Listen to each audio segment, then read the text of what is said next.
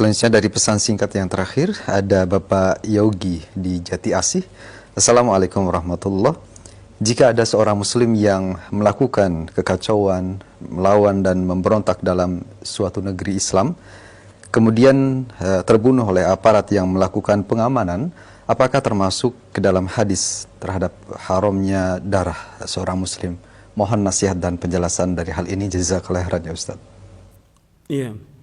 Tentang masalah ini ada Allah sebutkan di dalam surah Al-Maidah. Kita melihat dalam surah Al-Maidah, Allah menyebutkan tentang orang-orang yang dia memerangi Allah dan Rasulnya di ayat 32, di ayat 33. Jadi Allah menyebutkan min ajli dzalika katabna li bani Israila annahu man qatala nafsan bighairi nafsin aw fasadin fil ardi fakannama qatala an-nasa jami'a wa man ahyaha fakannama ahya an-nasa jami'a.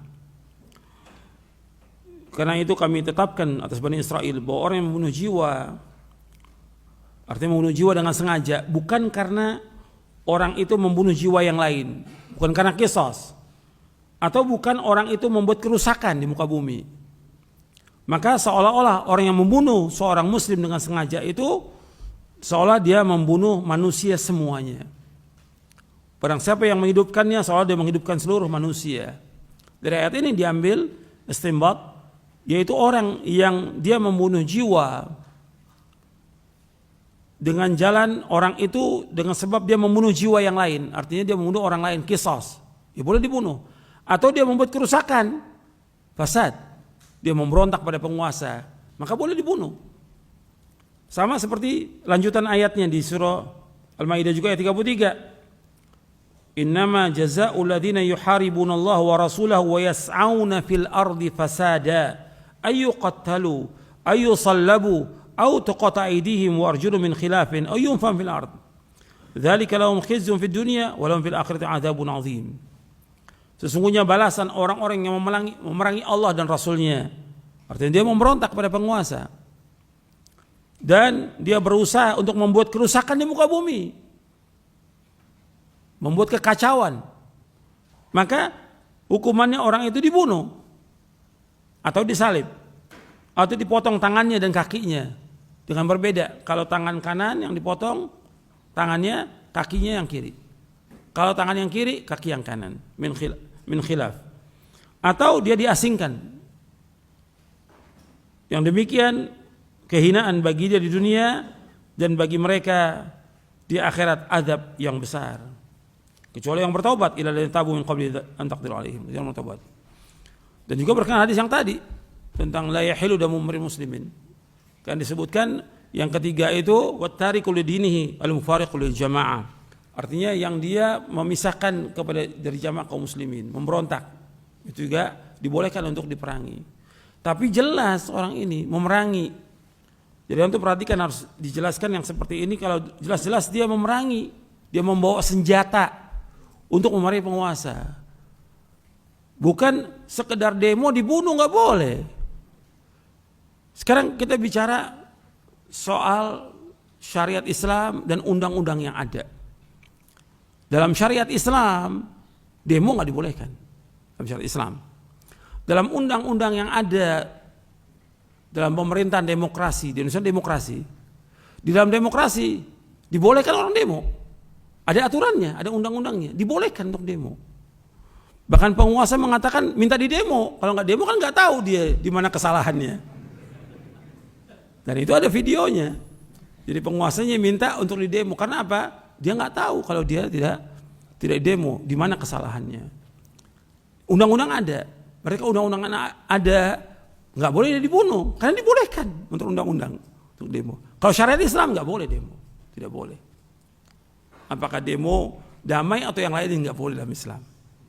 Ini syarat yang kita bicara. Sekarang ini undang-undang nggak boleh kan ketika demo itu diizinkan. Sebelum demo ada izin atau tidak? Ada izin. Pemerintah mengizinkan. Kalau sudah diizinkan dibunuh. Kan ini kezaliman. Kan mesti ada hukuman. Apakah orang itu kalau memang dia ngerusak, ya dikasih hukuman. Ada pengadilan kan dia. Ditangkap dulu, diadili. Nggak langsung dibunuh. Jadi ini harus diperhatikan. Sebab kalau dibilang boleh dibunuh, antum membolehkan membunuh nyawa kaum muslimin. Gak boleh. Yang demo-demo kan orang Islam. Karena mereka nggak tahu tentang hukumnya dalam syariat, mereka nggak tahu, jahil. Kemudian juga undang-undang membolehkan untuk itu. Jadi jangan dibunuh, dihukum mereka. Kalau memang mereka salah, melanggar ketentuan dari undang-undang itu, dia hukum, nggak langsung dibunuh. Kalau sekarang kan enggak, main bunuh aja, nggak boleh dalam Islam. Ini nyawa kaum muslimin. Kan seperti membunuh semua orang. Antum ketika bunuh orang, ini kerusakannya besar. Pertama, antum membuat keluarganya jadi apa? Anak-anak jadi apa? Yatim. Istrinya jadi janda. Orang tua kehilangan anaknya. Saudara kehilangan saudaranya. Berapa orang tuh dikorbankan dengan sebab itu? Yang tadinya umpamanya dia punya usaha, punya yang bisa membiayai anaknya, istrinya, orang tuanya, hilang tuh dengan terbunuhnya dia. Apa enggak zalim itu? Ya harus pikirkan seperti itu. Banyak lagi yang lainnya.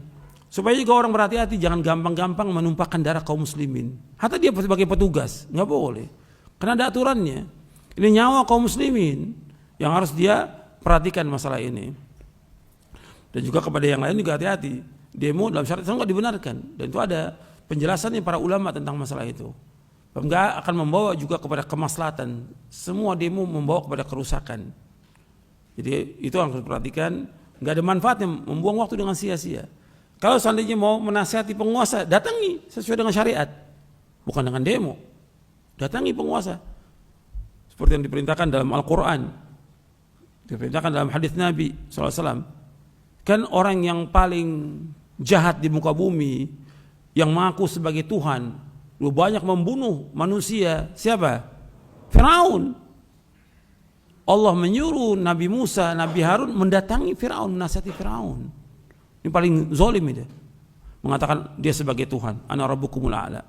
Allah mengatakan kepada Nabi Musa dan Nabi Harun, idhaba ila fir'auna innahu tagha faqula lahu qawlan layyinan la'annahu yatadhakkaru Aisyah. Adalah kamu pergi datangi Firaun itu. Kemudian katakan perkataan yang lemah lembut agar dia ingat atau dia takut kepada Allah. Jadi disuruh mendatangi, mengingatkan. Bukan dengan kasar, bukan dengan caci maki kepada penguasa, nggak boleh. Mencaci maki penguasa nggak boleh. Depan umum atau menjelek-jelekan dia nggak boleh dalam Islam. Ini Firaun, tagut, tetap Nabi Musa dan Nabi Harun disuruh datangi Firaun, kemudian menasihati dengan cara yang baik. Disuruh untuk mengucapkan kalimat la ilaha illallah. Kemudian dinasihati dengan baik untuk takut kepada Allah. Jadi seperti itu Islam. Saya pikir cukup sampai di sini kajian kita, mudah-mudahan bermanfaat. Kurang lebihnya saya mohon maaf. Wassalamualaikum Muhammadin sallallahu alaihi wasallam. Subhanakallahumma bihamdik asyhadu an la ilaha illa anta astaghfiruka wa atubu ilaik.